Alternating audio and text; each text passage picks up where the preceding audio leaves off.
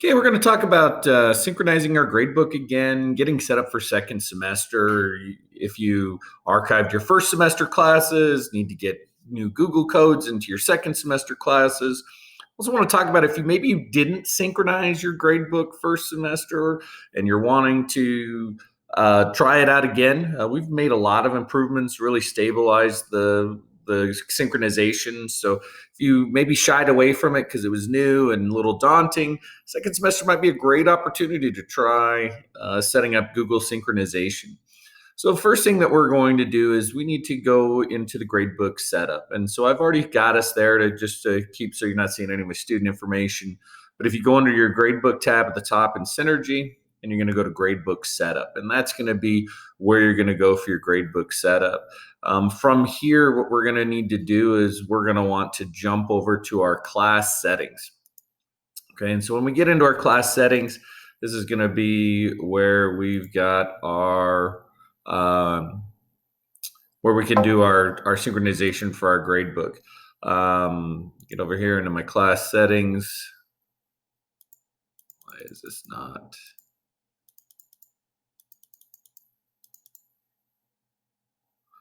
There we go. So now we're in our class settings here.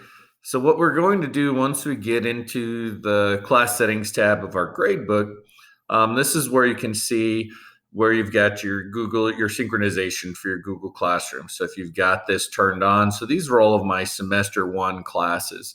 And I've already gone in and archived those classes, so those are done. That's not a problem. So those are taken care of. Here's where I need to turn on and set up and synchronize my semester 2 classes. You can also see down here, I've got some of my semester 1 class or year-long classes that I've got where I maybe need to make some changes. And so we'll talk about how we can go ahead and do that as well. So for your second semester classes, real simple. If I go in here to edit, I'm going to turn Google Classroom on. Now, if I leave this class code just off, what that's going to do is that's going to automatically generate a Google Classroom for me. So it's going to make it nice and easy that I can go back in and rename it and change everything the way that I want to do. So I'm going to go ahead and do that. So I'm going to go in here, keep editing these up. I'm going to turn on all of my semester 2 classes. But if you already had your Google Classroom set up and you just want to put the code in again, what you can do is when you go in here under these advanced options, you can put the code in here. Now, again, and for every classroom, you can put the class code if you've already got a class code in here. Synchronizing my student rosters, assignments, scores, everything is going to be in there. And this will tell me when I'm going to sync from. If I started late, this is a new feature that we can do. I can sync. How far do I want to sync this to? Okay, so here's going to be my Google classes that I just created. Now this one here, let's say I've got here, this is one of my year-long classes. So if I look in here, I've already got my Google Classroom code, but I need to change that because that was my first semester class and I've already synchronized that class or archived it. So what I'm going to do is I'm going to open up another tab. And I'm going to go in here and I'm going to open up my Google Classroom and I'm going to make a Google class. And so this would be a good idea that if you are going to do this, that you've already got your classes set up. So I'm going to go in, I'm going to create a new class. I'm going to call this class, this is going to be my digital citizenship.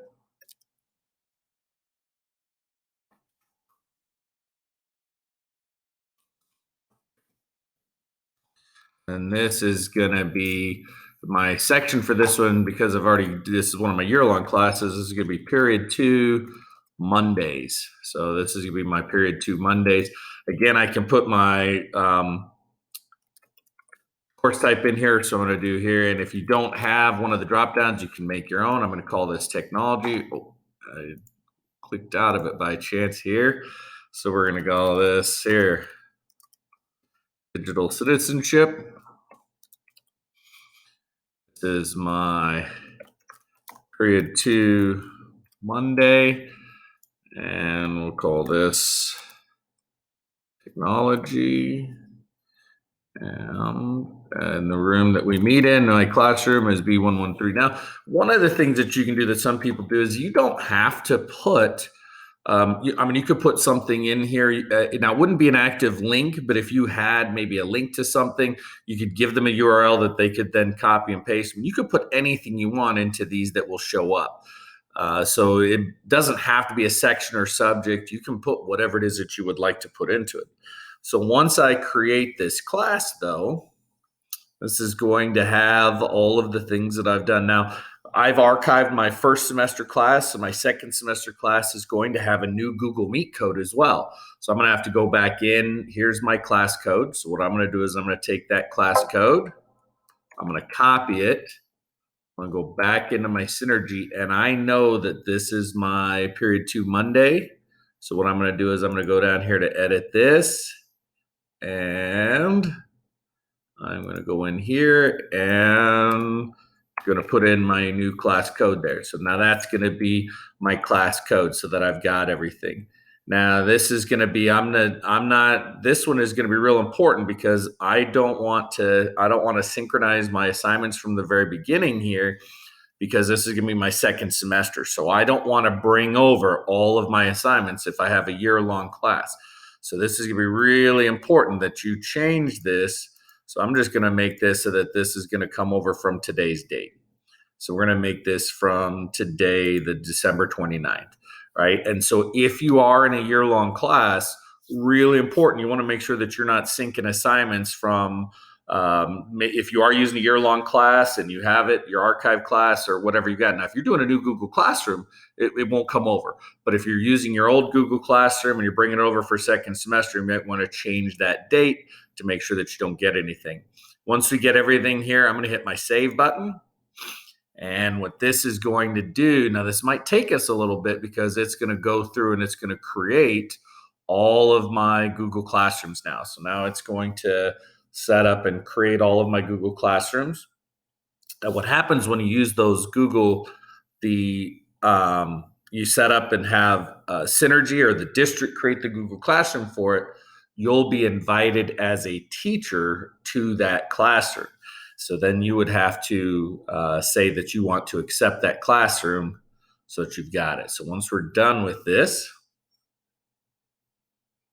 I'm going to talk about here a couple other things that you might want to look at in your Gradebook Comments, where you can set up and, what do you want to bring your comments over as, and how do you want to handle those comments. And so there have been some improvements to that with the Google synchronization as well. That synchronization is done. What we're going to look at here and make sure you've got your settings right. If you go in here and you go click on the green G or the rainbow G on your settings, what you can do here is you can bring over what are your default assignment types. If you haven't used your Synergy syncing, you either want to bring them over as whatever you're calling it, as practice, assessment, quiz, test, your whatever it is for your grading policy, what you're needing to do.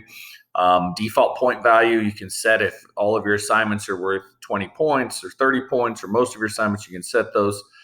This is your sync block phrase if you don't want to sync anything. This one here, if I have a 0 score that comes in, what I can do is I can pick what do I want to save it as. Now, unfortunately, this doesn't have as a missing comment code, so I'm going to leave this without a comment code, and I have to put my own in. And we're going to talk about this.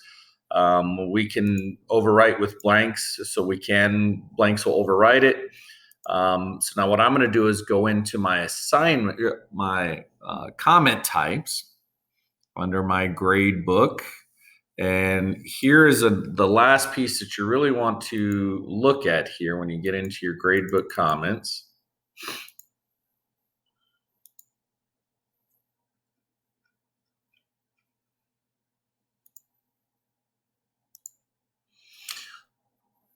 Okay, so in your Gradebook Comments, one of the things that you can do if you want to edit these comments, you have the district types that are already in here. And then what you can do is with this missing, so missing is one that's by default is in here. You have the missing mark, and this will tell you that, yes, the assignment is missing, so it'll count as a missing assignment if somebody doesn't have anything. But what's really nice is that you can toggle on is these remove unscored, and you can do this for any of your comment codes. And what's great about this is, say I put an assignment in as missing and I put the comment in. Then when the student does the assignment and I grade it in my Google Classroom, Synergy syncs the grade with this remove when scored.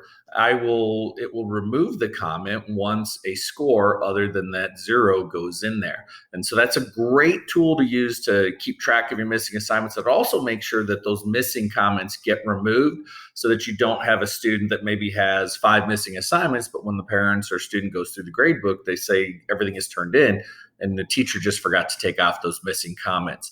So this is a great thing. Any kind of 0 score or lack of score, you want to have this automatically remove when scored, and that'll make your life so much easier. There's a quick tutorial on just a refresher on using Synergy for second semester and getting the synchronization